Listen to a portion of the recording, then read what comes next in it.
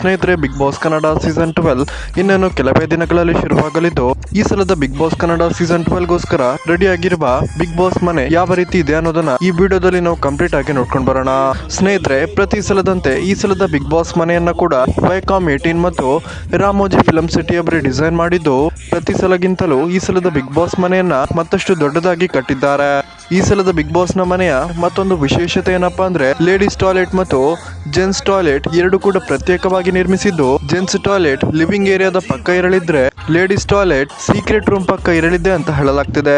ಅಷ್ಟೇ ಅಲ್ಲ ಸ್ನೇಹಿತರೆ, ಈ ಸಲದ ಬಿಗ್ ಬಾಸ್ ನ ಮತ್ತೊಂದು ವಿಶೇಷತೆ ಏನಪ್ಪಾ ಅಂದ್ರೆ, ಕನ್ನಡ ಬಿಗ್ ಬಾಸ್ ನ ಇತಿಹಾಸದಲ್ಲೇ ಇದೇ ಮೊಟ್ಟ ಮೊದಲ ಬಾರಿಗೆ ಸೆಲೆಬ್ರಿಟಿಗಳಲ್ಲದೆ 3 ಮಂದಿ ಹೊಸಬರಿಗೆ ಕೂಡ ಅವಕಾಶವನ್ನ ನೀಡಲಾಗ್ತಿದ್ದು, ಈ ಸಲದ ಬಿಗ್ ಬಾಸ್ ನಲ್ಲಿ ಒಟ್ಟು 18 ಮಂದಿ ಕಂಟೆಸ್ಟೆಂಟ್ ಗಳು ಸ್ಪರ್ಧೆಯನ್ನ ಮಾಡಲಿದ್ದಾರೆ ಅಂತ ಹೇಳಲಾಗ್ತಿದೆ.